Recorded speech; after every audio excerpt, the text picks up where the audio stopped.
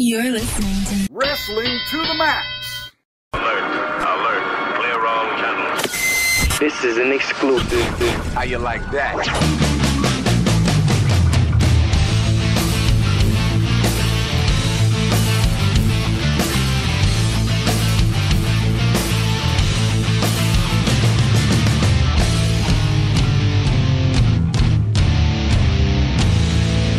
And your host, Gary Vaughn, Sean Garmer, and Paul Leeser.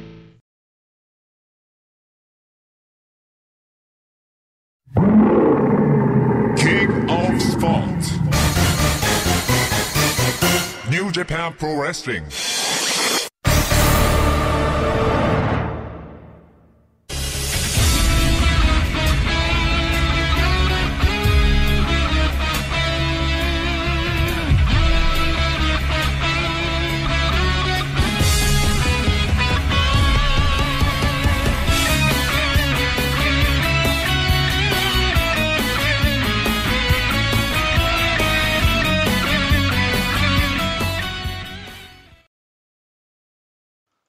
Hello and welcome to another W2M Extra. This is number 22 if my count is correct. And we are, it seems like every time we do one of these New Japan things, we're missing somebody. Last time was Paul, this time Gary is not on with us. Don't know if he'll call in at some point later. But he had some stuff to do and he won't be on at least for the beginning. So, but at least this time I have Paul with me, so should be much better evening at least. How are you doing, Paul? Not too shabby. Missing my Broncos to talk about some New Japan, which I guess is a fair trade. Fair enough. So, with us again, always honored to have this man here with us, a New Japan long-time watching veteran since 1984, and also a Cowboys fan, which we'll talk about that in a little bit here. Mr. Tom Reese, how are you doing? Pretty good, bud. Pretty good. Well, I said we would discuss this here. Do you play fantasy football at all, Tom? I keep meaning to get on a DraftKings, but I just haven't done it yet. So I know about it, but I haven't had a chance to actually sit down and do it yet. That's fine. The good thing about that is that you can pretty much do it whenever you want, as opposed to the leagues that Paul and I are in, which you draft at the beginning, and then you kind of just get stuck with whatever, is the hand that's dealt to you, pretty much, So Right. If your players suck, you're kind of screwed. And if, you get unlucky, like, I'm sure many Ben Roethlisberger fans or even Ben Roethlisberger owners, like I am in one of my leagues, have to deal without him for 6 weeks. That's gonna get us smart pretty bad. But, Paul, how have you looked at how you've been doing in your leagues? Oh, just awful, Sean. Just awful. I'm 5 points behind in my money league. The 411 and the W2M league, I'm getting just dominated. Just dominated. That's sorry. Yeah, it happens. The one with money on the line is the one I'm doing well in. So I guess if I got to be doing well at one of them, that is the one that I want to do well in. That's a good thing. At least you can win some money. Mm-hmm. So I haven't really looked. I meant to look before we started, and I got kind of busy. But I know I'm 2-0 in the W2M league, so I'm doing okay. Even if I did lose this one, I wouldn't be too bad. I know in the other leagues I'm kind of not doing so well, so I am worried about that a bit there. So, but Tom hit it on the head previously. He said, he was talking about DraftKings. He meant to do it.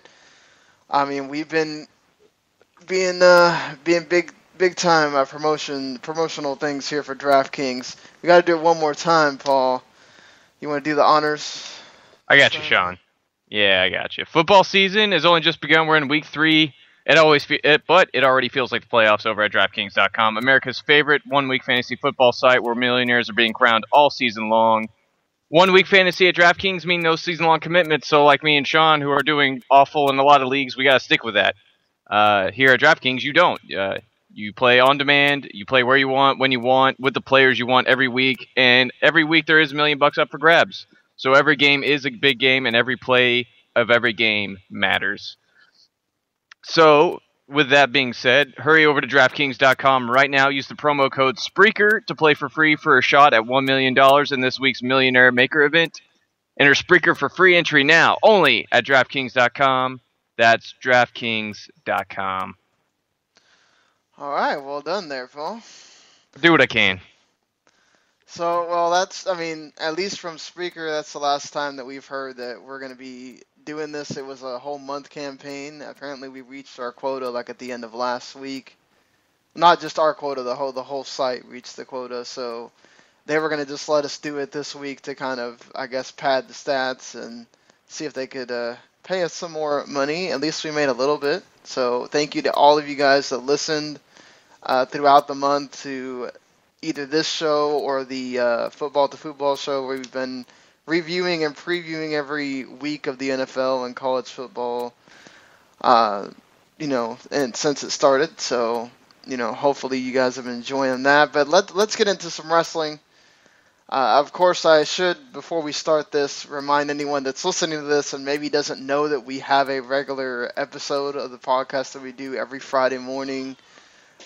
We pretty much usually talk about like WWE and TNA and ROH and NXT and all that stuff. We have been previewing the New Japan shows on those episodes as well because, they've been coming up as they come. And there's another New Japan show coming up pretty soon that we'll be also doing an extra for when that hits. But we'll be previewing it on the regular episodes of the show. So, make sure you listen.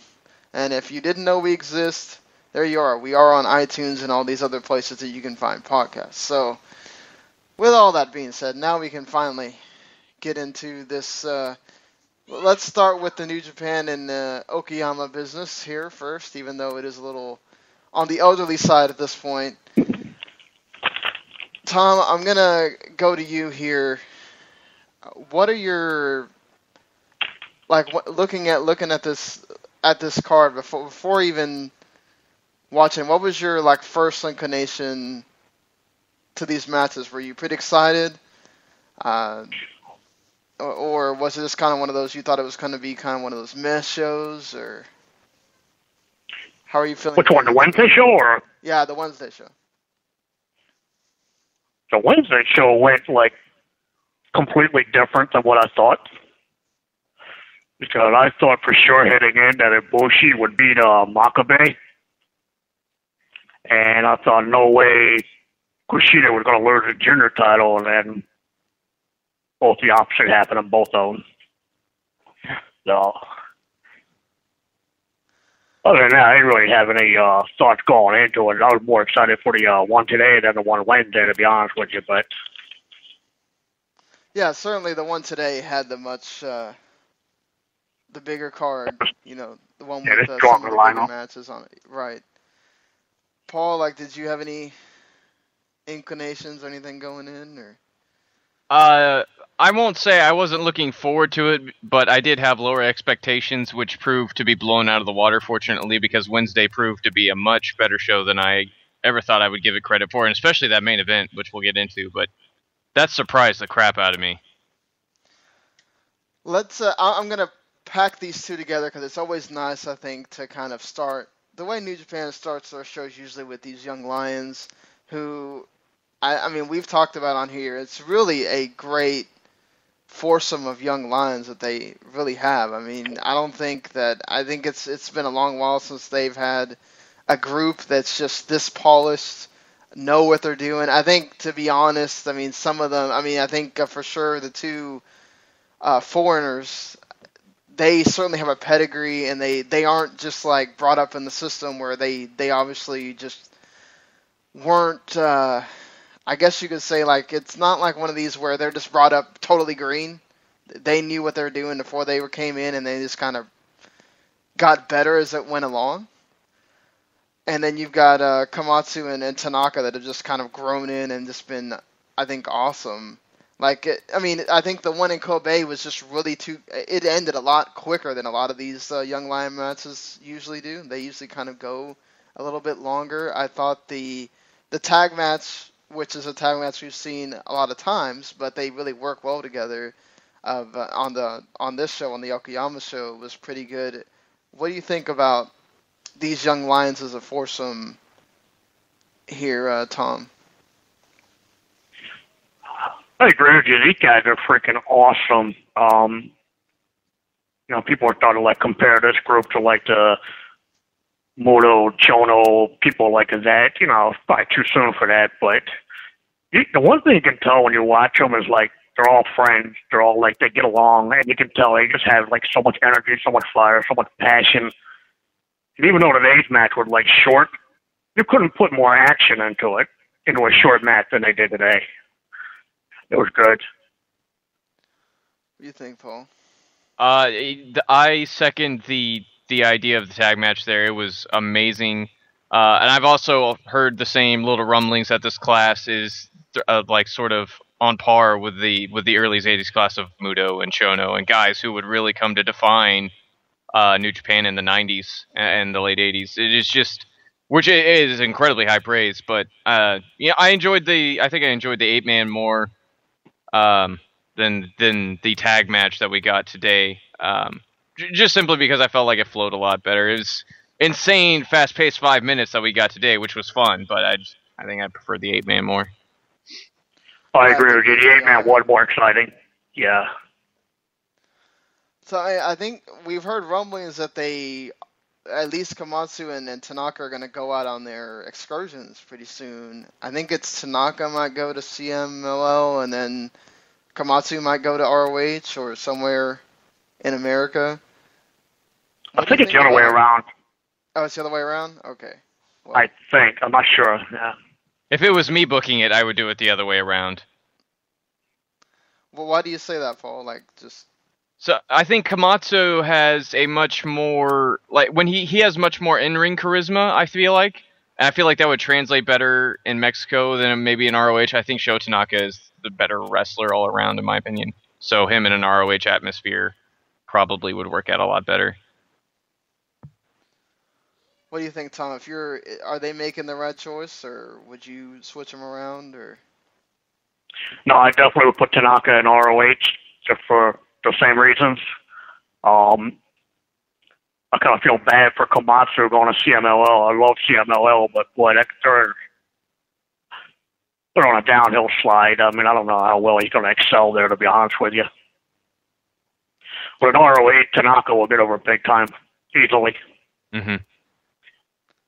I mean, we've seen that Watanabe, he gets apparently for those, he was in the dark match, I think, for the Extravaganza show, and he got a amazing reaction, apparently. So, and they also had a terrific match as well. So, I mean, it seems like if you go there and you do well, they might forget about the fact that you're there for a little while, like they did with Watanabe. But once they actually use you, and we already know Tanaka's really good. So, I agree with you guys. He's going to be something to watch down there. I just feel bad for Komatsu just because it's really hard to watch CMLL. Period. I don't think they even have TV, right? So it's like, just one of those like you just kind of catch them where you can, as opposed to now where they had. I think that's the most house shows they've ever shown on New Japan World since they've had it. Like they had 4 before these 2 shows. So. And we get to see them a lot, and then you're going to go to somewhere where we don't really get to see you hardly at all. So, going to be such a change for those 2. That's why I think Tanaka is going to get over big, because everybody knows him already, so it's not like he's coming in as an unknown. Mm-hmm. Right. Yeah, I mean, I wouldn't sell Komatsu short in CMLL. Yeah, it may not be on top of its game right now, but he has such an easy time connecting with the audience inside the ring. It's unreal. So I feel like he'll do really well. Not to mention, he already does a lot of the he does, that running Rana and the senton off the top, stuff that can easily translate to, lucha stuff. So, he doesn't have to change a lot of what he already does. And then he can just kind of grow along learning from that style. So, I mean, hey, look, it worked for Naito. Mm-hmm. I mean, these second matches on the card with Liger and all that, I mean, they really aren't much to go on. They're your stuff with Nagata and Nakanishi and all that kind of litters these undercards that don't really mean anything. I mean, I don't know if there's a lot to talk about there, but we can't get the one on the one on Wednesday was good though, with Liger and Dorada against Red Dragon. Mm-hmm. Oh yeah, that's that right. was good. Yeah. Absolutely agree. Dorada really shines in this undercard atmosphere, and it's sort of a shame that he's not getting used a little bit better during his year contract with New Japan right now. But I mean, he certainly goes out there and puts on a show every single time, which I assume is why they kept him around. Yeah, I mean, I think he said he's going to go back. Don't know if that has to do with how he was used during this run or not, but I mean, I really hope that maybe they're saving something for Wrestle Kingdom, because man, it's such a bummer that they've teased it so much and we still have never gotten at least one big singles match between Kushida and Dorada. And it's been teased so often in a lot of these tags and everything that we've seen him in. So, who knows? Maybe we will. But, we do have one title match that kind of happened early in the card. The NWA title, Steve Anthony defending against Tiger Mask. We did see, Liger and Anthony had a series of matches earlier in the year, and then I guess Tiger Mask getting his shot here. Tiger Mask wins, sort of surprisingly, I guess, since, they just had that whole big deal with Tenzan having it for a while, and then he lost it, Anthony got it, and then he comes and loses it again in Japan. I thought this was actually pretty decent. I thought it was going to be one of those, Tiger Mask has kind of had his moments where he's really good, and then his moments where he's grumpy and it's kind of meh. And Steve Anthony, we haven't seen him a lot, but he's pretty good when he shows up in Japan. What'd you think, Tom? I kind of agree. Tiger Mask is hit and miss. He's either pretty good or he's just there. He never stinks or anything. But I thought the match was pretty good, and I was actually surprised that he won. But get another Tiger Mask Liger match, I guess. That did seem to be the plan for Tiger Mask after he wins the championship here. I think Steve Anthony's sort of grown on me in his brief appearances. He did pretty good in the Best of the Super Juniors. He was pretty impressive here.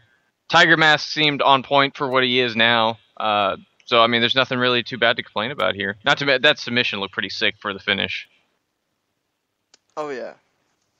I'm having to go off memory because I rewatched the two main events, but the other two title matches, I'm kind of having to go off watching them on like Thursday afternoon. I'm like, what happened again? This was that double armbar sort of looking thing. Oh, okay. Yeah, that was cool. The chicken wing thing, right?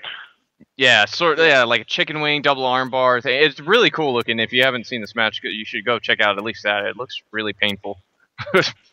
And of course, Bruce Starf is always awesome. Yes, of course.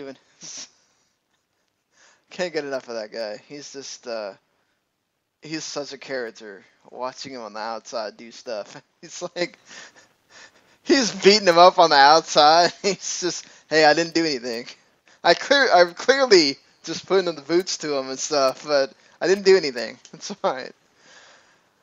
So, I think, after this, they had, my computer decides that it wants to be slow on occasions, and I hate this. But, whatever. So is the life of technology, right? Yeah. Are we talking Okayama here, or? Yeah, Okayama. So they had the, we had two debuts on this. Matt Sydal showing up in New Japan it's his first time, right? Because he's done Dragon Gate a few times. This He is has, his first time in New Japan. as far as I'm aware. And then, of course, the former NXT Jobber to the Stars, Mr. Now he is Juice Robinson again. Apparently, his idea is that he is going to shine in New Japan and then use that to get back into NXT so he can leapfrog all of the, talent that is kind of just learning and all that stuff, so he doesn't have to go through the process again. I didn't watch a lot of the, stuff where the house show stuff. He got taken off the Okayama card because they had to put Cody Hall in the in that tag with AJ because Yujiro's still injured. So he wasn't on the Okayama show. We only really got to see him on that Kobe show. He did like a punching combination and that big heel kick that he does pretty well on Nagata. So we didn't get a big sample of him. But we did get to see him do like Young Lion stuff or whatever when he wasn't booked and all that kind of stuff with him. What do you think about both of their debuts? How do you think they did, Tom? Well, with Juice, I saw every show except for one on New Japan World this month. And it's like the tag matches. He just comes in for like a minute here and there, just does a couple of spots and get out, and then comes in for the finish. So, you really don't know yet. It's like he's got to feel his way around and then get used to them, and they got to get used to him, I think. But I kind of agree with his decision, because he wasn't going anywhere here. So why not take the gamble and, go over there, try to make a name for yourself, and then come back? Worth a shot. And with Sydal, you can't go wrong with that guy. He's just tremendous. It was cool to see him team with Tanahashi, and I was like, say right away, they were the big guys. Mm-hmm. Yeah, completely. Sydal is a home run for New Japan, and especially Ring of Honor. Matt Sydal is somebody who is insanely good, insanely polished, and somebody who I really think could be a great boon to a sort of struggling still junior heavyweight division, although it's sort of riding the ship, I feel. Juice is an interesting story, I think. Whether he actually succeeds in this quest or not, I don't know, but he certainly put himself in a great position to succeed. I don't know, I hope he's willing to play the long game, because this isn't going to be a quick 2-3 year thing. It's probably going to be 5-7 years, and you got to hope that you're still what WWE is looking for at that point. So we just have to wait and see. Hopefully he finds some success over here, though. He's still on the younger side, so he could definitely make it work.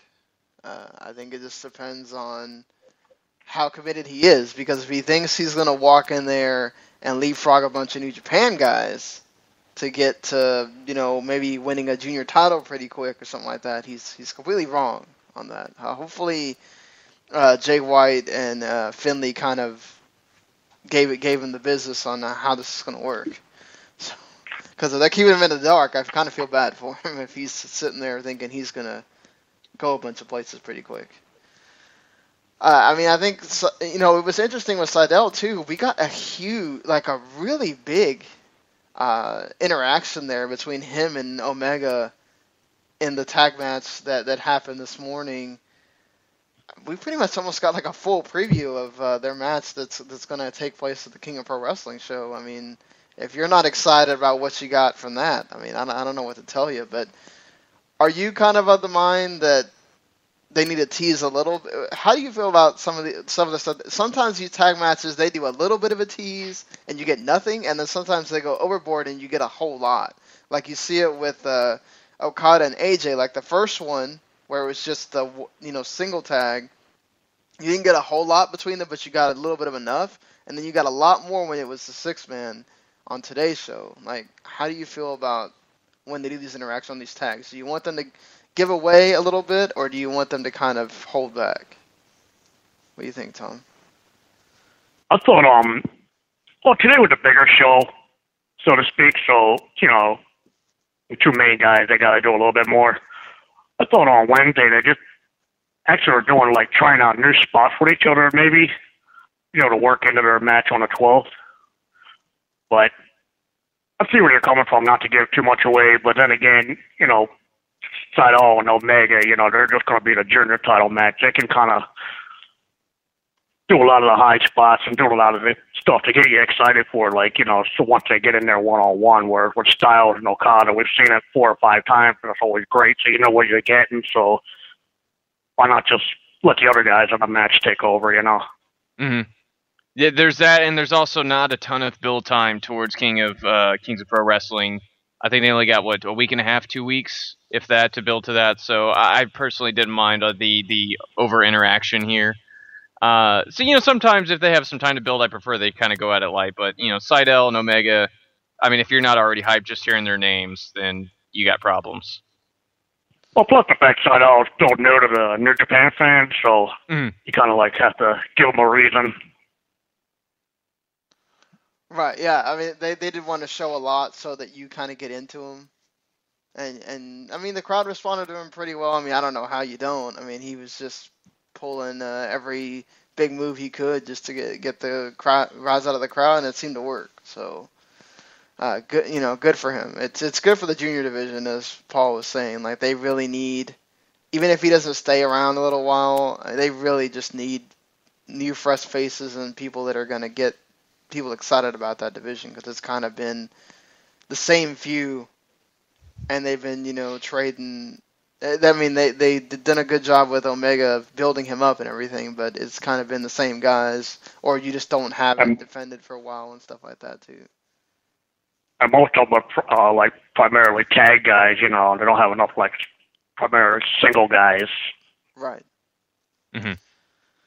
So speaking of the tags, you gave me a great segue there, Tom. Of the tag team, the IWGP tag titles, certainly titles that are being held by 2 distinct gentlemen, Doc Gallows and Carl Anderson. Yeah, guys that are, it's either you get everybody thinks Carl Anderson is great and Doc Gallows is terrible, or it's funny how as a tag team they kind of work, but when they're in singles it's totally different, 2 different guys there, and then you get the just veteran tag team that has been around for what seems like forever in Tenkozy, and we know Tenzan is on the older side now, or at least just his body is kind of just wearing down on him. But man, this was a really good match. I did not expect this to be so good, and they did a lot of false finishes here. Just there was times where you really thought, oh man, they're going to do the title switch and everything, because, I mean, it's not like they just have this huge list of tag team competitors for Gallows and Anderson to go against. And especially what, we saw with Anderson later, it wouldn't have been that far-fetched to see, Tenkozy win the titles back again. What did you think of the match here, Tom? The tag title match was, I think, the biggest shock of the week and how good it was. I was surprised. I was just expecting. I'm one of those guys, I just can't stand Gallows. I don't know. He might be the coolest guy in the world for all I know, but I don't know, the face paint and everything just rubbed me the wrong way. And then, like you said, Tenzan, looks like that cheap face paint you can get at the dollar store. I mean, yeah. I don't know. It just, in that setting, I don't know. It just doesn't do it for me. But the match was great, though. I liked it a whole lot. Yeah, Tenzan is on. It can actually be exciting. Mm-hmm. Even Doc was on here, and Doc has some pretty off days sometimes. But he really does shine here. As he's a really good tag wrestler, I feel. So him and Anderson work really well together. Yeah, he's way better of a tag, yeah. Oh, absolutely. Watching him in the G1 is painful. But here he really shines, I think, and Kojima and Anderson bring it too, and they're the better halves of these teams, and they put on a really hard hitting affair that draws you in. I love the way Anderson just sells everything like Kojima does, he's getting just destroyed or whatever. Every time he does Kojima does the machine gun chops.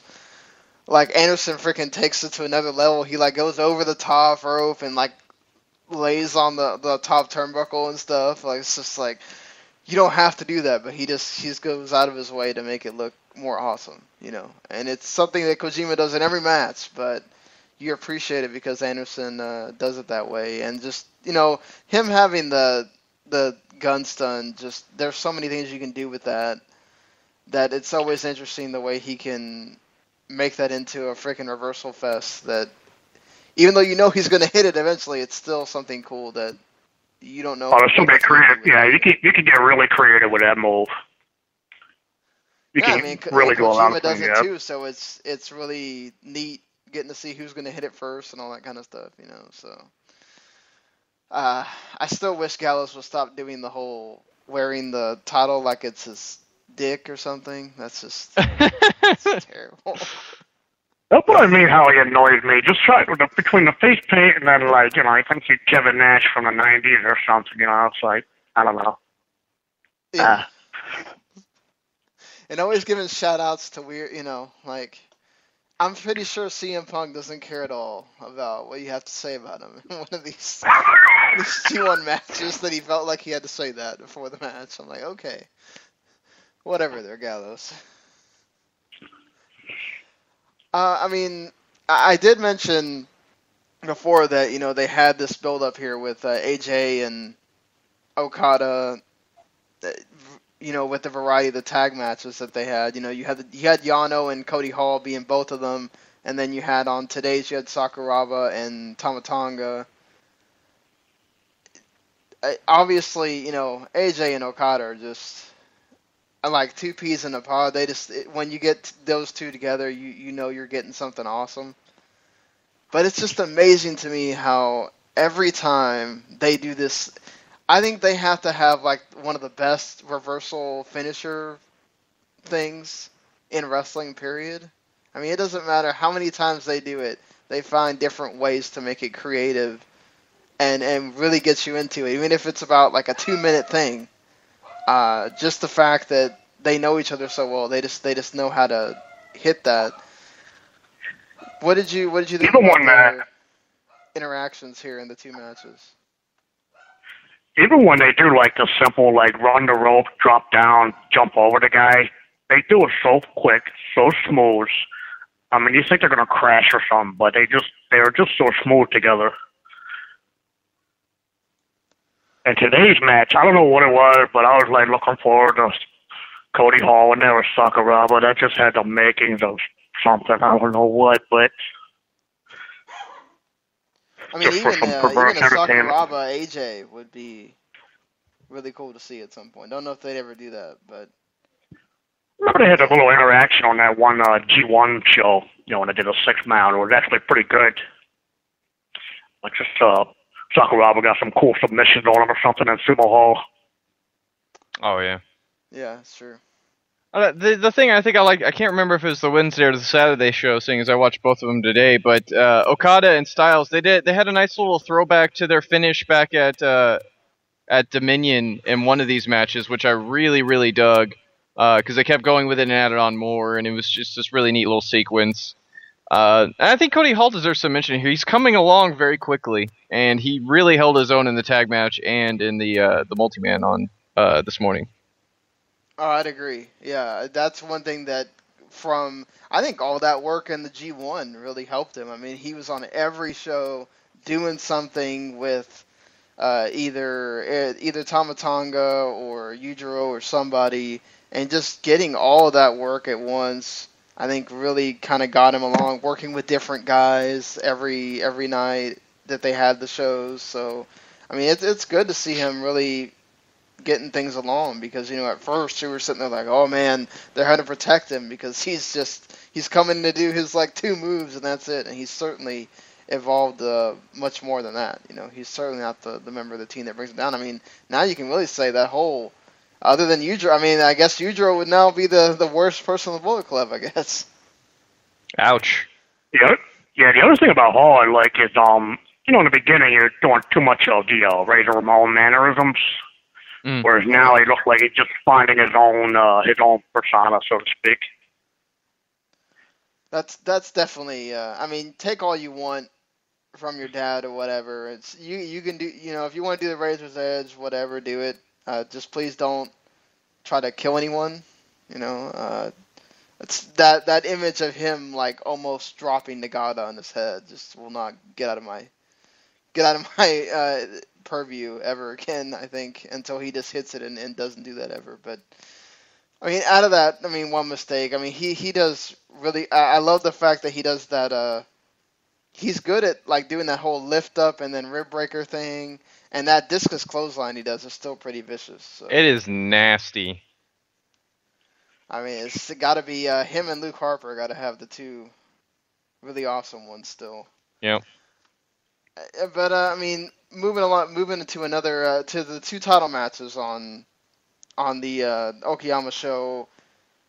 Kushida and Omega. I mean, these two have great chemistry with each other.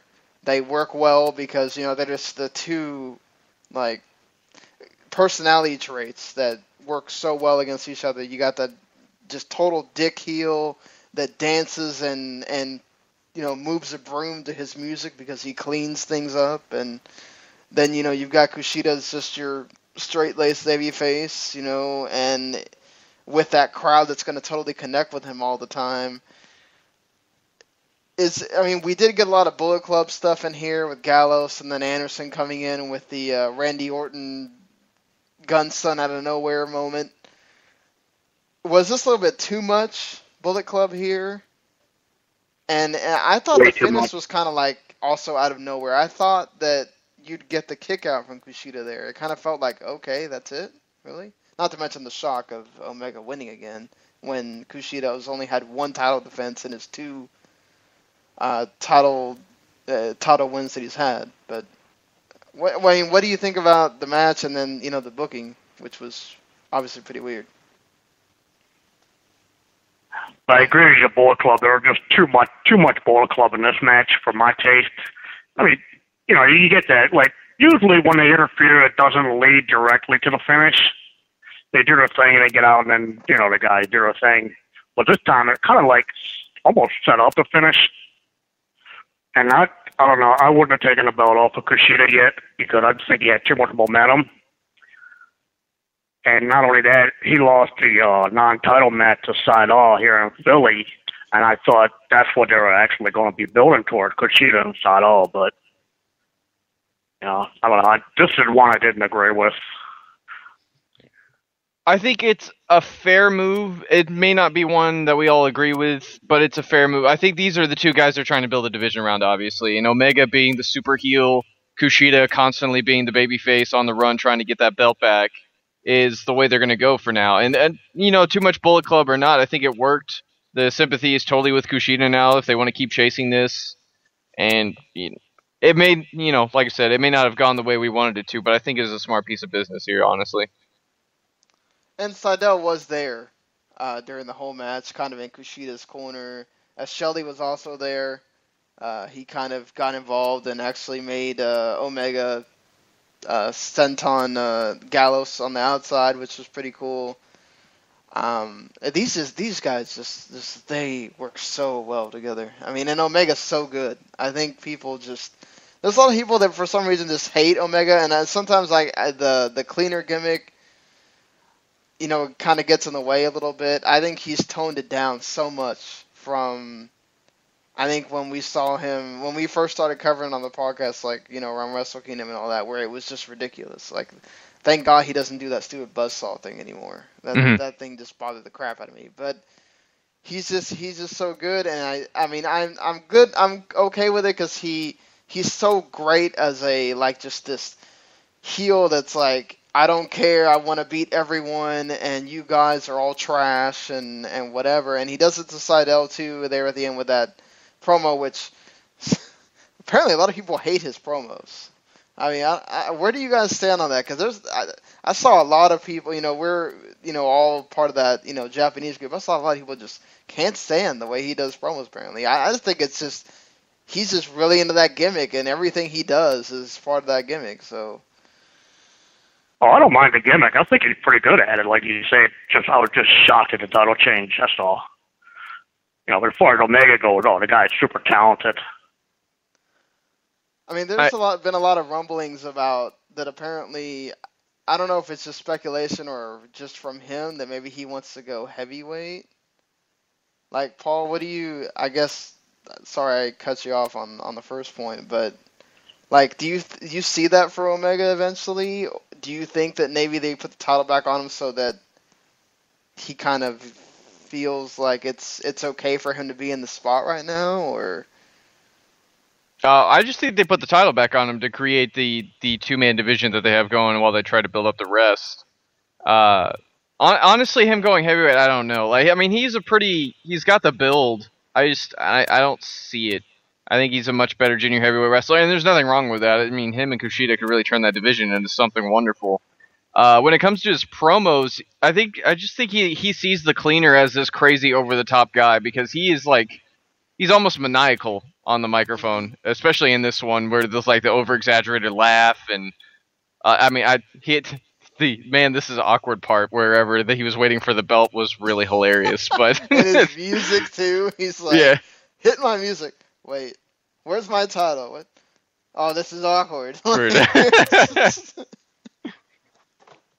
So, I mean, I think Sydal's great for him too because it's kind of like Kushida. He doesn't talk a lot. You know, he's all about all business. You know, so it'll be interesting to see how that goes. And we already know, you know, apparently they're going to work great together. So, I mean, let's move, you know, to the main event, which, again, a lot of people, I mean, myself included, I think we all picked it on the podcast too, seemed like Ibushi was slam dunk going to win the Never title and you move it into a different direction. Makabe wins. The match was great.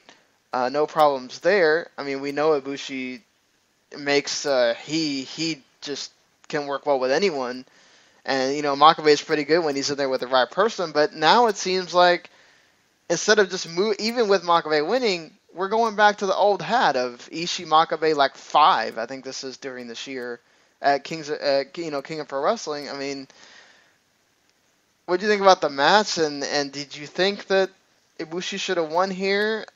Do you think it's that whole thing with DDT still kind of holding him back? And where are you at with this Ishii and Makabe thing? Because I'm kind of at the point where it's just like, we're doing this a little bit too much. I mean, I think with Nak and Goto, they keep adding on layers to their matches. I think they got it all together in that match this morning. Whereas with Makabe and Ishii, it's almost the same thing every time. It just depends on how long they make the match. And it's like, why do we keep doing this over and over? I mean, do you have an answer to that, Tom? That's why I thought Ibushi would win, because it would create a whole bunch of new matchups. You know, Ibushi Makabe, Ibushi Ishii, Ibushi Hamna, you know, all those guys that are battling for the Never title. But like you said, just going back to the same hat, where, well, there's nothing wrong with it. Ishii and Makabe, it's just how hard they can hit each other. With Ibushi, you get like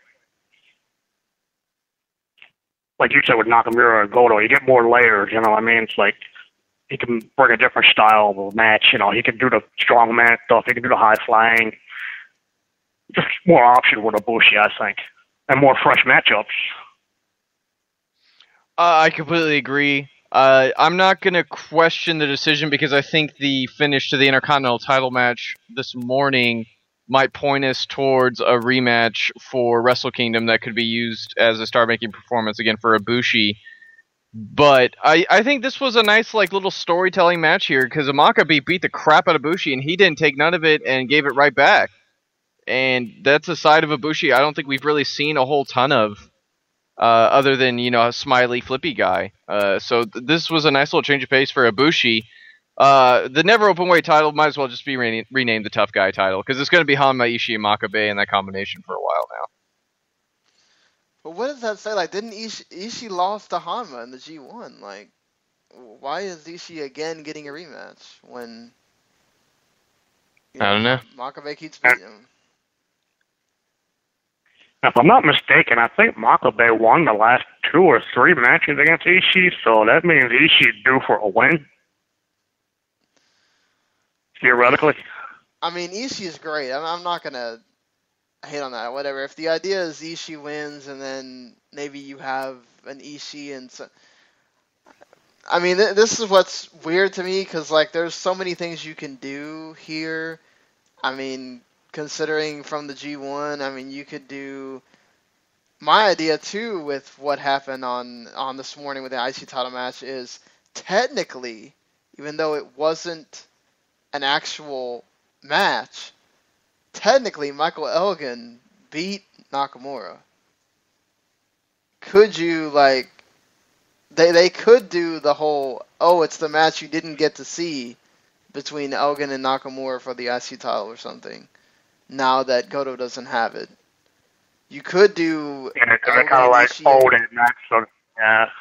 Right, you could do They're kinda like Elgin old Ishii and again match too for the Never title if Ishii wins. So, I mean, because you know he's gonna be there after all the stuff that happened at G1. It's just what match would they do with him? What I mean, I know there's obviously a great storytelling thing there with Ibushi and Nakamura, so maybe you go that route. But what do you think, Paul? Like, do you have a preference of a match you'd want to see there? Not really, because I think we both. I mean, I certainly win in Ibushi and Nakamura, and especially with Elgin and Nakamura. But I think you go with Ibushi. I think that New Japan is high on him, and whether they can get him away from DDT or whether they can get something, a little bit just a budge or something, so they can give a title to Ibushi and use him to push to the moon, so they can have another star to play with. I'd rather them try to focus on that route than maybe having Elgin in that role, because Elgin's going to be going back and forth very often. What about there's also been people speculating about maybe this means if Nakamura holds the title all the way to Wrestle Kingdom that we finally get that AJ Nakamura dream match for the IC title instead. I'm fine with that too. And Nakamura and anybody, Nakamura in a wet paper bag, I will pay money for. No, I think you're getting Nakamura and AJ at the Dome. That's what I think. The only thing that hasn't been done yet. Right, and the thing is too, it's like AJ is doing great. I mean, and when we know Nakamura is, he has his moments where sometimes he doesn't go full bore every time, depending on who he's matched up with or whatever. We saw that in some of the early Goto matches, and he kind of turned him on with the later two.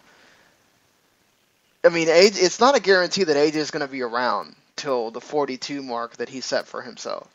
So to me, it's better to always do it when you know he's available and when you know he's there and he's on fire right now, instead of saying, okay, we're going to wait another year to do this, or we're going to wait to do this at another time, and then you don't know what happens at that point. So, I mean, to me, do it when you can. But I guess I can understand the whole wanting to build it up more, too, if you want to go that route. So, the big match, I think that a lot of people, we saw it in the G1 a lot. Between Shibata and Naito. I mean, they built it up throughout the entire G1 because they were in the same block and all that stuff. And then, so we got this, and it was sort of underwhelming. It felt more like the beginning of something instead of the end or even the middle, because it seemed like it kind of ended rather quickly. I mean, what we got was pretty good. I'm not going to say no, because they beat the crap out of each other, like you would expect them to do. And then you had some cool counters, and then of course Naito being a freaking dick with getting the referee in the way, and then freaking kicking Shibata in the dick twice. Poor guy. And then of course the cameraman had to get beat up afterwards too. But I mean, what do you guys think of this? And does it seem like this is pretty much headed to Tokyo Dome rematch, or? Well, if it's the beginning, I'm all for it. Then we get more.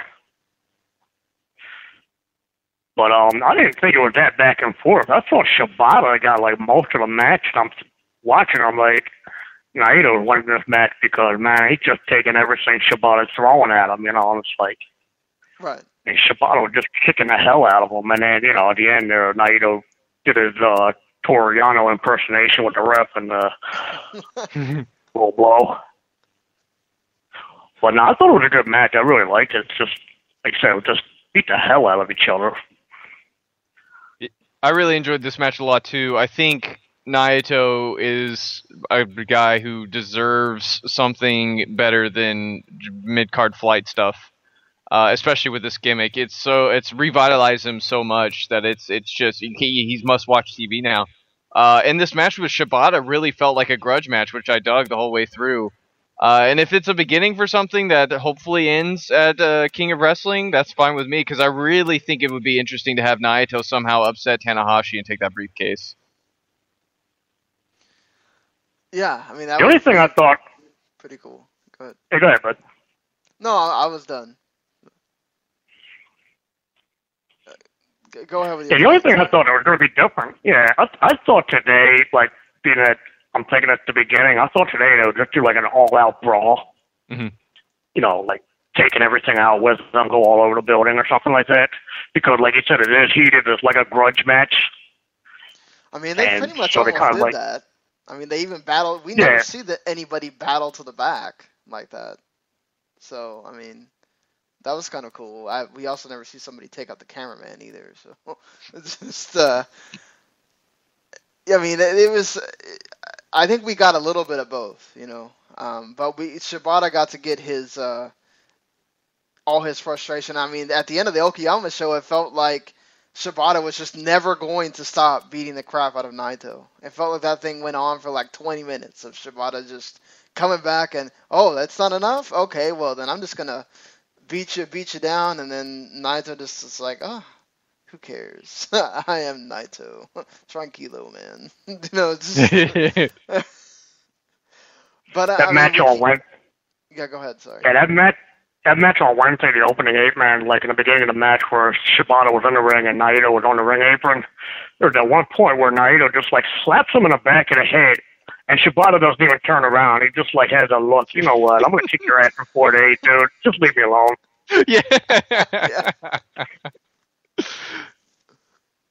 Yeah, I mean, he even gave him 2 basement drop kicks, so you know he was pissed about that one. I mean, it's just... I love how also they've like they built up the sleeper so well too. I mean, just when he locks that thing in, like, you know, the crowd gets into it like, oh crap, it's over. Like he's gonna do the penalty kick now, and then, you know, Naito is able to get out of it both times. So, you know, they've just done I thought they did a really good job of, like, again, building Shibata up. Just like, do you think that eventually they'll do something with him? He's kind of like in that Ibushi mold where I think he's paying for not being fully committed. Do you see that, or Tom?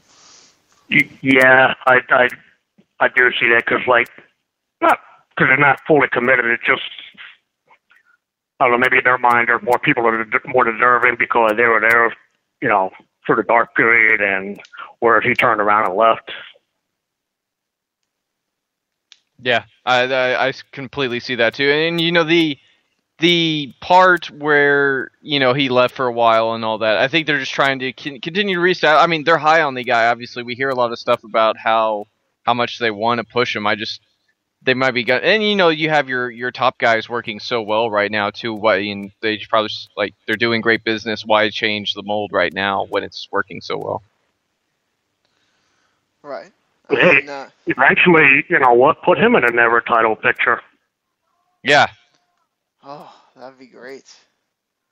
I mean, he did have a pretty good match with Makabe during the G1. So, I mean, anybody in that group that they're going to consider part of the never title, and of course, hell, him and Ibushi again would be fantastic.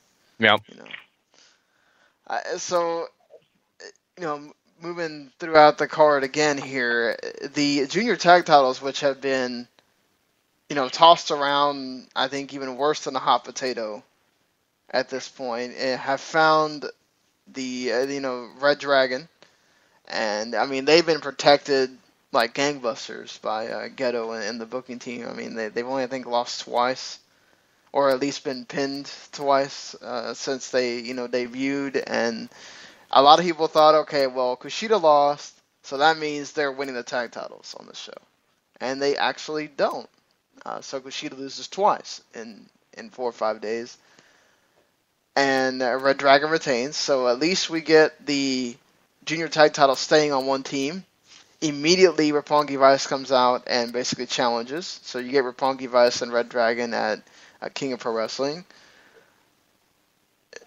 Did you guys? I mean, I know we're all for stability here, but how do you think this does this hurt Kushida at all? That in 2 matches, pretty much 2 title opportunities, he loses.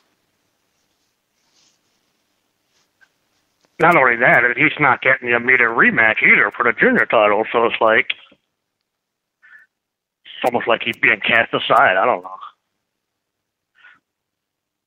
I don't know if I'd say cast aside. I would say waiting for the right too time. Strong, but yeah, maybe that's a better way of looking at it. Well, I did not think that Time Splitters would get the belts because I don't know how committed they're going to be to Shelley right now because he just gets hurt. Seems like every other tour he gets hurt now. Not to mention he keeps being really cryptic about the whole I'm gonna retire. My family tells me I should stop doing this, all this stuff. Just if you're saying stuff like that, I also can't put a lot of trust in you because I don't know if one day you're gonna wake up and go, oh man, I can't do this anymore. I mean, the match was really good though. So. Yeah, Kyle O'Reilly is awesome. That guy. O'Reilly worked seemed like he worked most of the match, or at least most of the second half of the match, and he's just awesome. I agree. He's really finding his way as a singles competitor. I think before this year, I still would have really said I prefer his tag work, but I'm starting to warm up to a lot of his single stuff. Red Dragon is 29-1 in straight 2-on-2 tag matches, by the way, New Japan, which is insane. That is insane. Wow. Yeah. They have a great match here with the Time Splitters. The back and forth is amazing. The spots are amazing. The great thing about all this is that every single team in the junior heavyweight tag team division has wrestled each other only 10 bajillion times. So everything they do is super smooth, and it makes for some wonderful watching. Yeah, and this felt like a wrestling match. It wasn't the, Young Bucks, just go spot thing. They had a lot of different things here. They had a nice story going too.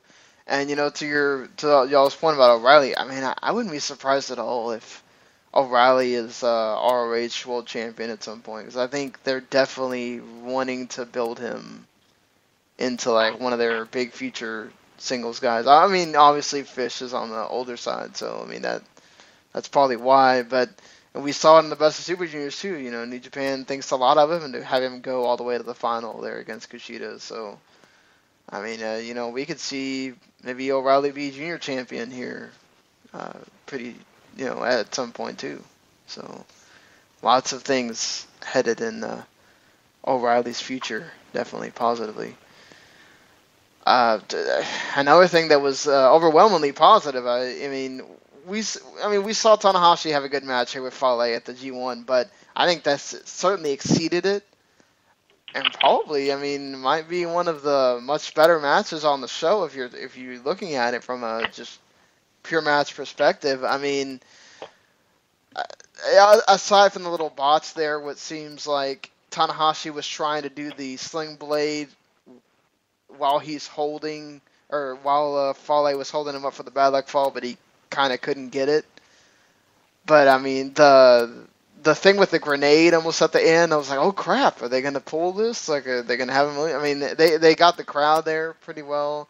That was a hell of a near fall right there. I had you thinking right there, that grenade. Mm-hmm. It was he kicked out 2 and 15/16, it seemed like. Yeah, Tanahashi and Okada are just so good at knowing immediately when to kick out to just hit that 2.9 whatever moment. They're just so good at that. I mean, I think Tanahashi did really great here with Fale. I mean, just you can say what you want about Fale. There's moments where he just is terrible, but he's in there with the right guy. I mean, I think he excels. I mean, even as he keeps getting bigger. I mean, somehow they did really well in telling the story of Tanahashi. Just I'm gonna lift him, and he finally does it, and it leads to the finish. So I really enjoyed this. What do you think, Paul?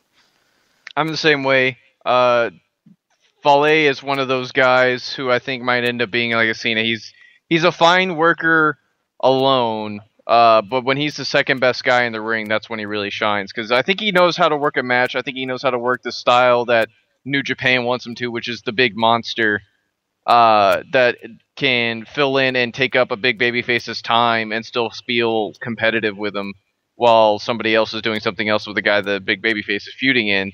So I don't know. He really works well. I mean, it's not like he's working with chopped liver here. Tanahashi, Okada, these other guys who are just amazing workers. But he's finding his niche quick, fast, and in a hurry, I think. Yeah, definitely. I mean, Tanahashi's just in fuego right now. Yes. He cannot have a bad match. So, I mean, I don't know that he ever has, but I mean. And the thing is, before the match starts, you know what the outcome is. You know there's no way Tanahashi is losing this match, so that makes it even harder to get the crowd into it. But Tanahashi is just so good. Yeah. So good. I mean, and they're doing the one with Naito really quick here at King of Pro Wrestling. I thought they might hold it off till Power Struggle because he didn't lose to anybody else after Naito. So, do you see maybe something special for? I mean, we did have Tanahashi talk about maybe giving Nakamura another shot.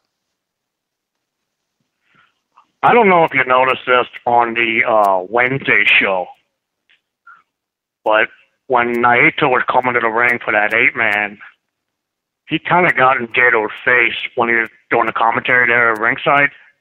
But I said to myself, are they setting up Naito and Okada here? Maybe a little tease? Because, he's getting in Gedo's face. And I'm wondering, Naito gets the first big win, first big show win today as, with this new gimmick. Is he going to lose right away to Tanahashi? Or do they pull the trigger on something like Naito and Okada? That was a big question, and if it's me, I think it would be a really fun surprise to pull the trigger on Naito now and see what you get. Because you can have Tanahashi do something else that's still going to pull people in. Okada is going to pull people in. Nakamura with the IC title is going to pull people in. You're going to find ways to fill up that dome. Why not let... I think Naito's on a heck of a roll. I think the crowd is more into him than they ever have been, no matter where they're going. I think you take a shot. There's going to be a ton of people that are going to be really upset that you don't get the finality of Okada and Tanahashi, though. But you see, there's the problem right there. You know what the end result's going to be with Tanahashi and Okada. But if you pull a shocker and put Naito in there, it's like, Right, get people thinking, like you said. Especially if, we know La Sombra is going to show up for the tag league. Mm-hmm. So, I mean, you might have Los Ingobernables around, which adds more, issues for Okada to deal with. Don't know if you're going to make it a whole chaos thing and you make it a chaos against Ingobernables deal since, Naito keeps mentioning that he is, he doesn't want to be put into any one of those factions. He's just an Ingobernable or whatever. So, I mean, it'd be interesting. I think there's a lot you could do with it. That's the thing too. I mean, there's a lot to be said for, you want finality to the story, but like you said, Tom, you know what the end result is, or at least you think you know what the end result is. I mean, they could pull another story. Right. I mean, talk about just destroying Okada at that point too. Couldn't you also do it as the start of the new year too? The feud for the start of the new year, like a new beginning. I mean, I guess you could. Yeah, I wouldn't want to skip on an opportunity to give them that stage. Yeah, especially with the way the crowd was just totally against Naito 2 years ago when he was going against Okada in the Dome, and that's when they voted for the Nakamura IC title match to be the main event instead, because they just were totally sour on Naito too. Mm-hmm. Now you have that much better character dynamic where it's somebody that the crowd doesn't particularly care for at all, and then somebody the crowd does care for in Okada, your super champion, your star of the future kind of thing against this guy that's just uber heel right now, it's an interesting dynamic that you have there too. So I mean, it is good that they have options. Instead of just okay, well we know the main event, we're just kind of getting, we're just going through the motion until we get there. So what percentage are we putting on the whole pulling the shocker? Makes that match all the more interesting now, because you don't know what's going to happen. Mm-hmm. Right. With Tanahashi and Naito. But I just thought it was interesting on Wednesday when Naito got in Geto's face. I'm saying to myself, because Gedo likes to play those little, put things in place, to work on down the line. So. Yeah, I mean, Gedo with the old man beard now. Yeah. I mean, I'd say it's straight 50-50. I don't think there's a wrong answer. I think there's a safe answer and a risky one, but none of them are wrong. That's a win-win. Yeah. Yeah. All right. I mean, speaking of something that may not, I mean, let's get to the end of it here. Certainly not a win-win for everybody. Probably the most divisive thing that was done of the two shows. A lot of hatred this morning when I was watching it live on Twitter, on the Facebook group, on many other things. I myself, Paul and I, and I'm sure a lot of other people being big Goto fans, we kind of wanted to see him go on with the title and do something, but Nakamura gets a surprising win. I guess it shouldn't be too surprising, but obviously I thought this was the best match they've had of the 4 of this year. They just kind of brought it all together. You had a much more interesting work with the freaking. How long has it been since Goto's used the Shiryu Keikai? Mm-hmm. He almost pulled it off twice. I mean, so it's pretty cool to see. It's also counters the whole armbar thing with Nakamura from the G1. So I love the interplay there. The whole them calling back to old matches and stuff like that too. Does this say something about Goto not being a big draw?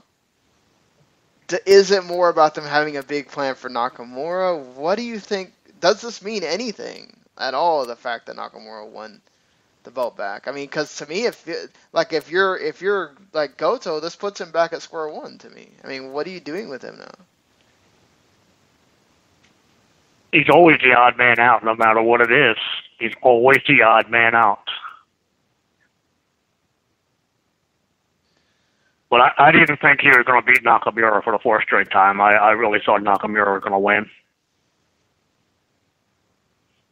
Man, I really was hoping they would let Goto do it. Not because I have anything against Nakamura. I want to see him in the mix for that title, the heavyweight title, and I feel like he's done. I won't say he's done everything he can for the Intercontinental title. I mean, obviously, New Japan still feels like he has something he can do, but there's a lot more interesting stories, I feel like, going the other way and letting him move on. But we get this. I think this is a fun little hint there. I really wouldn't mind seeing Nakamura and Ibushi again for the Intercontinental title at the Dome with the finish going the other way. And I think that's what New Japan wants to do. So I think that's why this happened here. And what you do with Goto now, I haven't a clue. I haven't a clue. This is weird to me too, because imagine if let's say you do go with what Paul's saying, and then you have the Tanahashi Okada, do you really do the 2 same main events again in the consecutive Tokyo Dome shows? I mean, doesn't that say something about your product if you're doing the same thing twice in 2 years? It's not completely unheard of for New Japan, to be honest. But I don't know if it says something or if it's just they have what works and they know what's going to pack the Dome. Because I think running the Dome every year is a big risk just because of how much it costs. It's not a cheap show. Right, but I mean, if that's your WrestleMania, that's what the WWE runs, these huge ass stadiums every year. I mean, so. Yeah, but you know what? It's like if you let's just say you do those 2 matches again. Those 2 matches haven't been done since January 4th of this year. Mm. So it's not like they prostitute the match. You know what I mean? Like for WWE, you see the same match 50 times a year. Whereas here, those 2 matches in January were great, and everybody remembers them, and everybody kind of. As time goes on, it'll become bigger than it really was. So you can come back to it a year later if it hasn't been done for a whole year. Not the worst idea. Well, we've got our pal Gary on the line. Nice of you to call right at the end there. You know what? Save the best for last is what I always say. No, I kid. I just wanted to, give you guys a call in and tell you all how great of a job you all are doing. Man, this is a great show. I've gotten to hear a little bit of it. Not got to hear the whole thing. I actually kind of took a family vacation today, so I wasn't on the whole show. And I appreciate you, Sean and Paul, for letting me have the night, and spend time with my family. I really appreciate that. And man, it is a pleasure to hear Tom on the show again. He is just so knowledgeable, and I'm glad you're here, Tom. Man, thanks for filling in for me. Thanks, bud. Oh man, so yeah, I mean, from what I've seen of these shows, they were great shows, and you guys pretty much hit on the high points. And I'm right there with you, Sean. I just want to mention that the Goto thing, that boggles my mind. What's up with that? You guys don't seem to have an answer. I don't have an answer. I just wish we could get to the source. I do remember, America's a different deal. But I do remember, Eric in that Facebook group and Damon and all those people that went to the ROH shows saying that you've got Nakamura and Okada, they got lines going out the door, and you could walk up to Goto and take a picture and sign on because no one's there getting autographs with the guy. I mean, I can second that because I was there. Very true. Yeah, I mean, it's just one of you have to wonder if maybe just. They don't see Goto as being that guy that you can trust to, because the IC title is pretty much like 1B when it comes to it's not like you've got the world title here, the IC title way down below, and then you got 1A and 1B because of what Nakamura's done with it, and then Goto continuing it and everything. So they count on that title to sell shows, and so if you're sitting there wanting to sell an event with, because look at what has Goto really defended that belt against anybody else but Nakamura? You have to wonder about that. Why hadn't Goto wrestled anyone? Is it because they're worried about Goto not drawing a house? What do you think, Paul? I mean, I think it's possible. It makes sense. I don't see how, because I don't know if he's ever really been given that fair chance to have the ball and run with it and see what he can do. Granted, this was his second reign as the IWGP Intercontinental title with the championship, but I never feel like this title reign got a chance to get out of the blocks and let him try to carry a show like they did with Shinsuke, who obviously defended against everybody under the sun. And he's had multiple reigns too, so I guess we'll just have to wait and see. Because I really want Goto to get his fair shot. I mean, Tom, I think that's the problem, because every time he's that close, they just never pull a trigger on him. So now maybe they think that the fans think that he's not a top guy. But the only way to do that is you have to give him that opportunity to show that he can be. I mean, in those opportunities where, okay, the fans think, okay, that's it, he's not winning. You have to let him win and go on. You have to let him show he can, like Paul was saying, you got to let him show he can have the opportunity to sell the house. He can, or you just got to give him the opportunity to fail one way or the other, and then you'll know. Mm-hmm. But you won't know until you.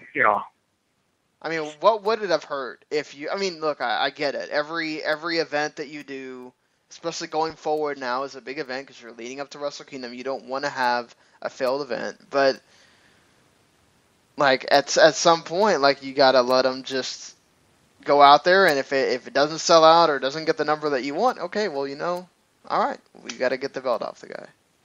So It's interesting as well because this guy hasn't, from what I know of it, maybe you guys can correct me on this, but he doesn't have a lot of injury problems either. We've seen in American wrestling where, let's talk WWE, for example. Dolph Ziggler gets a title, injured. Gets a world title, injured. And then they have to take it away from him, and now he's stuck in kind of the IC title range, somewhere in the mid-card.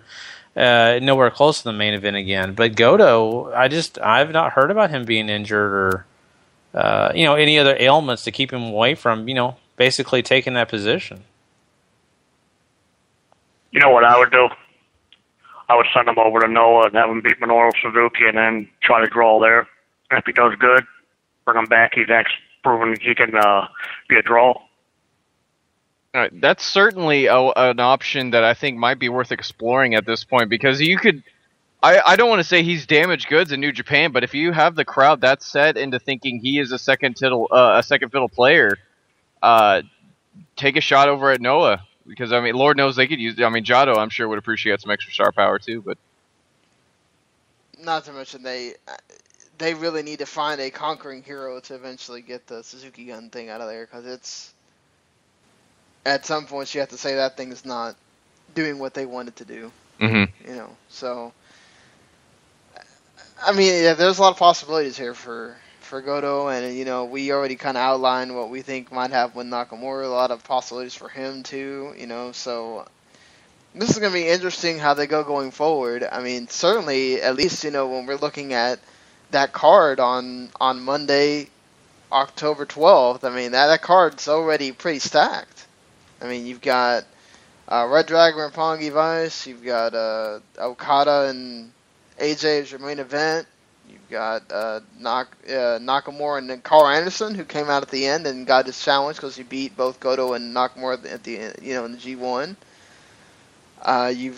You've got Ishii and Makabe again. I know I'm forgetting something here. There's another match, or the Naito and then Tanahashi. So that card looks like it's going to be one of the best of the year. It could definitely rival Dominion, for sure. Going into that show, like what are you most excited about, Tom? Oh, Okada Styles, easy. Mm-hmm. It's the best match you can possibly match. It's the best in-ring match I think you can possibly put together right now between anybody, anywhere. Yeah, hot off the tails of their incredible match at Dominion, I've been salivating for another match, and the if it ain't broke, don't fix it line is New Japan's motto right now. This is the match that you could put at the forefront and say, yeah, man, you're totally right. Gary, even though this is one of those where it seems like the result is in doubt, they definitely always make it to where they give you that sliver of hope the other guy can win.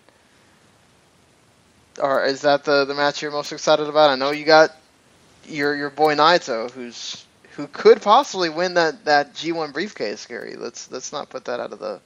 Yeah, and that would be the most exciting moment for me if he was to win. I'm not sold it's going to happen, though. So I wouldn't say it, but this main event, like these two guys are saying, it's just salivating. It's exciting, and that's what I think everybody's pointing to say this is going to be one of the best matches of the entire night. But yeah, man, if Naito was to win that briefcase, it would trump that for me.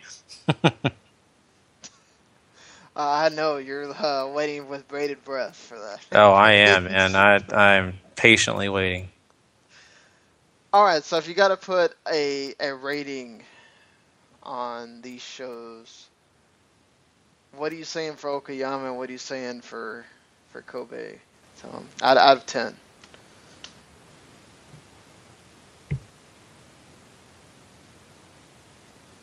How you rated on a 1 to 10 or? Yeah, one out of 10. What do you think? I thought overall the Wednesday show I kind of enjoyed more. I don't know why, but I did. I'd give that like a 7 out of 10, maybe. Maybe a 7 out of 10. What about this morning's show?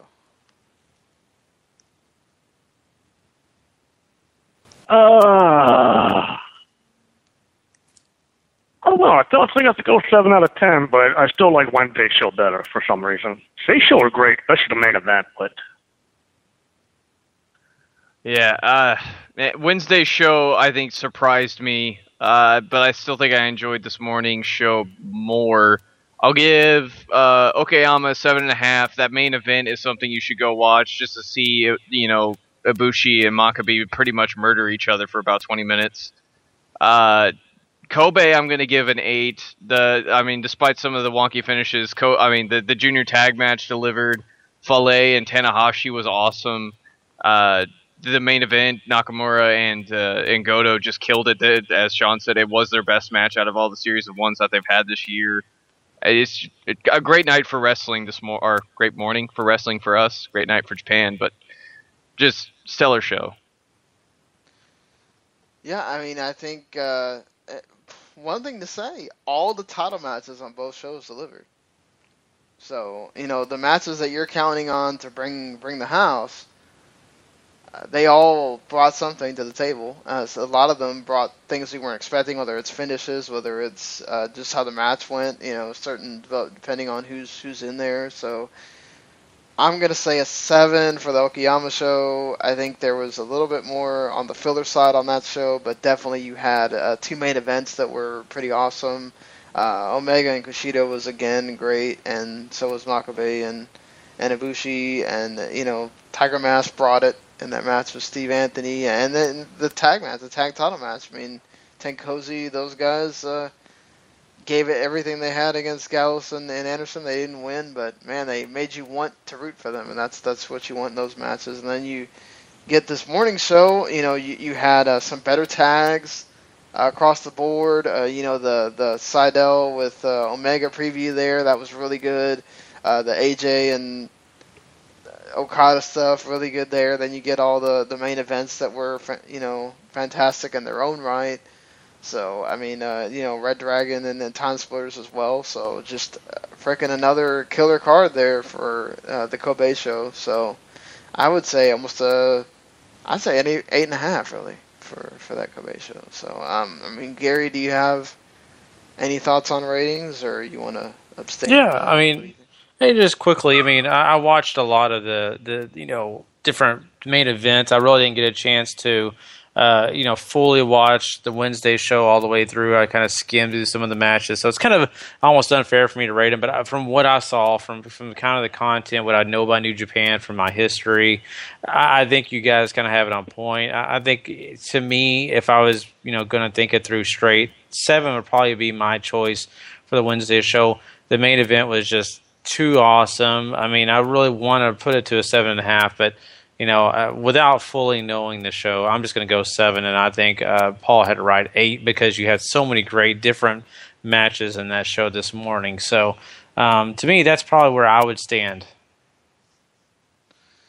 All right, so last thing we're going to do for this deal is the way we've been wrapping up these reviews lately. What was your favorite moment, least favorite moment, the best match, and your MVP of the show, Tom? I think the best match was, I'm going to go with Goto and Nakamura for me personally. MVP, oh boy. You can go several different ways.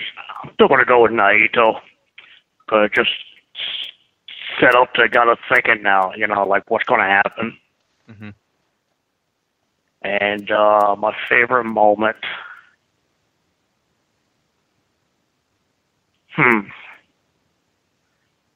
weird one, but I still like when Naito smacked Shibata upside the head, and Shibata just didn't even look at him, just said to himself, you know, I'm going to kick your ass in 4 days. Something different. Yeah. Man, best match. Tom nailed it. It is Goto Nakamura. They totally knocked it out of the ballpark. My favorite moment of the weekend, despite the fact that Nakamura wins the title and it's sort of a surprise, the pop that guy gets when he gets the 3 count is enormous, and it's always really cool to watch the Japanese audience react that way because they're usually they're quieter. They're still loud at times, but they're usually quieter, and to watch them really get behind somebody, and when they get the big win and they explode, it's just something really, really cool to see. Least favorite, there's not a match on this show that's below 2 stars. I mean, I don't know if there is a moment I hated. I would agree with you. I don't know that. I asked that because that's the 4 questions that we get in this. But I mean, with New Japan, sometimes that's what you get. Like you don't have a least favorite because everything was good at least. Nakamura Goto, I think definitely best match of the 2 shows, hands down. Shoot. I thought, I'm gonna say Sydal had a terrific showing for himself on the 2 tags that he was in. I'm gonna say MVP to him, and then he also had the interactions there at the end of the junior title match there with Omega to kind of announce the match they're having. That was a match I forgot to mention. You got Omega and Sydal for the junior title there at King of Pro Wrestling too. So, and favorite moment, man, a lot of them.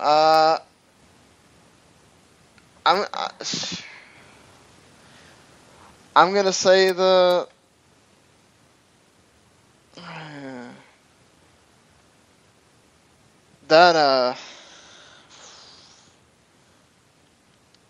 you know what? I'm gonna just rest on that one. I can't think right now. So, Gary, I ask you these questions as okay. well. What do you think?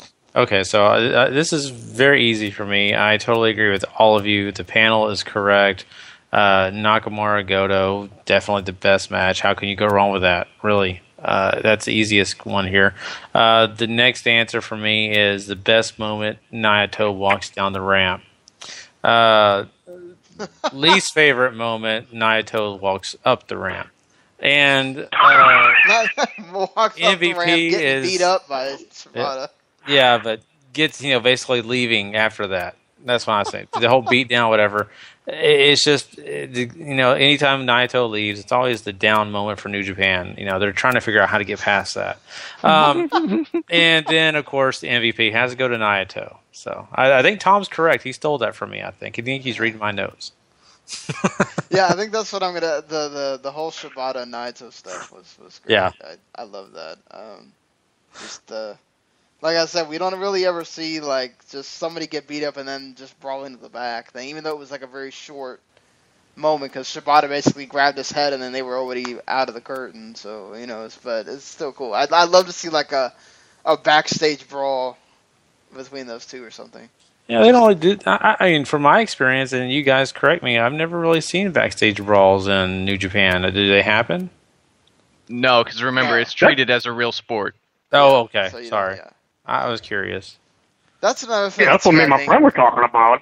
Yeah. Yeah, we've just never seen that. We're like, well, maybe during intermission they should just put the cameras back there and see these guys brawling outside by the lake or something, do an Al Snow hardcore. WWE Lego pops up in the bottom corner. Yeah. Oh man. Hey, we know that Geto's a fan of that sometimes. So. I mean, that's another thing too that we forget sometimes with the booking is the show is booked like a sport, and I thought that was brought up well too. That it's not like all of a sudden, as much as we hate them, the Patriots don't just all of a sudden suck randomly. So it's not like these guys are all of a sudden going to lose their places because they're still great. Mm-hmm. And until they prove they're no longer great, that's when you move them away. Mm-hmm. Or you try to capitalize on diminishing returns before it gets to the point where they can't go anymore. So exactly. That's what's interesting about the way New Japan or Japanese wrestling or whatever is different to what we see here in America, because that's the thing, we're seeing New Japan all the time. We can watch almost any show that New Japan puts out now, whereas back when Tom was watching, or even when Paul started watching, it was a pain in the ass to watch anything. You had to go tape trading, or you had to go scour the internet to hope it was around or something, and now they just made it really easy for everybody to have a voice. Sometimes we forget about that we are not the audience here in the West. Mm-hmm. So, all right, well, that about does it here for our review of New Japan Destruction in Kobe and Okayama for the 2015 version. We will be back talking about New Japan. We'll be doing the preview on not this week, but next week, and then we'll be doing the review on Tuesday night. A day after the show's aired. We do our football show on Monday nights after Monday Night Football, so it's kind of almost impossible for us to do it that night. It'll air that morning, so we have to do it on Tuesday. But, Tom, if you're not busy, man, you are very most welcome to join us for that Tuesday night. Just let me know. I'll be here. All right, man. And if you know anybody else in your crew, I know you got a little crew there that watches the New Japan stuff with you that would want to be on. They're more than welcome as well. So, All right. Well, just want to say thank you again, Tom, for being on with us. You teach us so much, and we learn so much every time you're on, and it's always a pleasure. Thank you. Appreciate it. Hopefully the Cowboys have a much better week next week. When they're Oh, yeah. Somebody call Matt Castle. I still say it's not all. Brandon Whedon Brandon wasn't Whedon's the fault today. It's that No, defense. It's the defense, yeah. Yeah. No, the it defense. wasn't the defense was just wore out. Well, yeah, but they have no Garrett players. did nothing to change that team in the second half. That's on agree. him. Yes. No. Huh? It was a tale of two halves, really, man. It was just a tale of two halves. I just freaking hit the Julio wall Jones there. went off. Yeah. Oh, if I never see him again. Dude, that guy is insane right now. Like, he is their entire offense, and him in the running game, but like it's just insane how good he is. He's the running game also, because you can't stack a line. If he's going downfield, you can't stack a line against the run. Mm-hmm. So he opens up the whole thing. Yeah. All right, so if I never see him again, I'll be happy. Yeah. Well, I'll say this: if Julio's hamstring pops, trust me, you won't see him again. At least in the Cowboys schedule. Gary, wishing. No, I have him on the team. He's one of my fantasy players, man. I'm very happy with his performance. It's just not my real life family. My real life team. They suffer. So. Right. Your Broncos did get the victory here, so I'm sure you're elated. Paul, I'm rather upset that frickin' Amir Abdullah actually did something in this game after I had sat there and debated for like a while to sit there where I was gonna start him or not, and I wind up not doing it, and of course he screws me over. Of course. The life of a fantasy player. Hey, I set Ryan Matthews of the Eagles today, and I'm paying for that too. So Yeah, me too. Oh, damn it! So. I did that too.